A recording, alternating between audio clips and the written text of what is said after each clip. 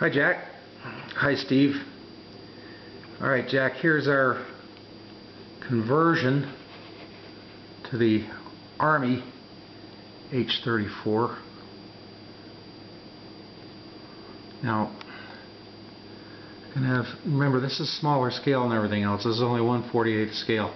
So 1 inch on the model equals 4 feet on the plane instead of the under 3 that we've been used to with everything else.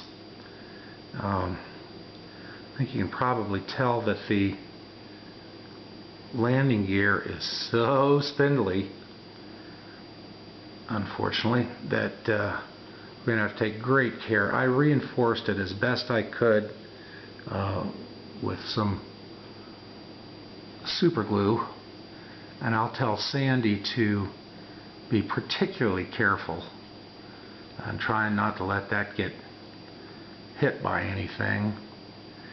Also, now the way this main rotor is put together, the whole thing is going to come off and be shipped like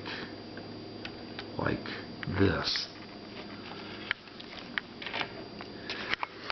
So all you'll have to do is plop it on there, and Steve, you can use that technique I talked about with just putting it on there and holding the brush to the crack. By the way, here's the brush that I use. I know I told you to get a smaller brush, but here's what I use for gluing. You can see that that's quite small. Got good sharp tip on it so it doesn't blob glue all over the model when you stick it on the crack. And by the way, talk about spindly, this tail rotor shaft is so small that I've elected to just let it come apart where you would normally fold this for storage or whatever. So this comes off. Hold on for a second. This whole thing comes off,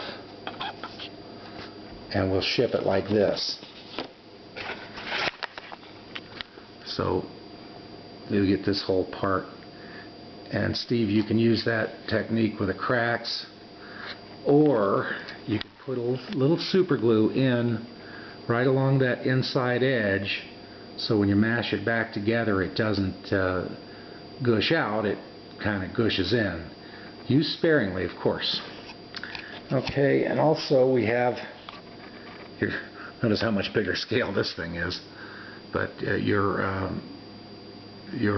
Cobra main rotor, so you can just cut this off wherever you need to, and you can just glue this little floating disc onto the top of the hole if you elect to do that. That's probably what you're going to end up doing.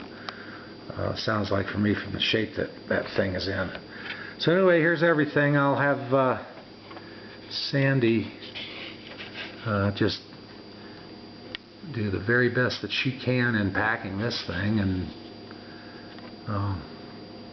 hopefully we'll do alright. Yeah, look how spindly that gear is.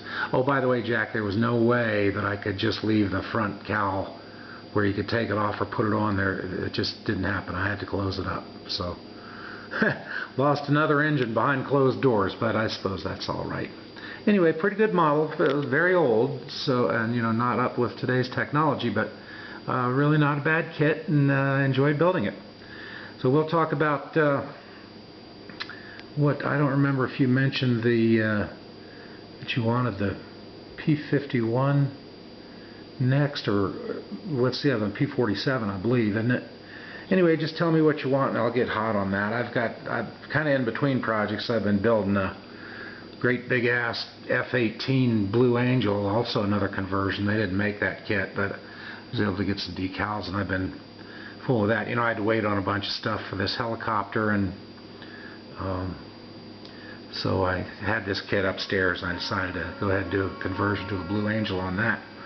So I'm going to finish that up probably too, but let me know about which one you want next, and we'll go from there. All right? You guys give me a shout with anything. Give me an email if anything comes up. All right? Take care. Talk to you later.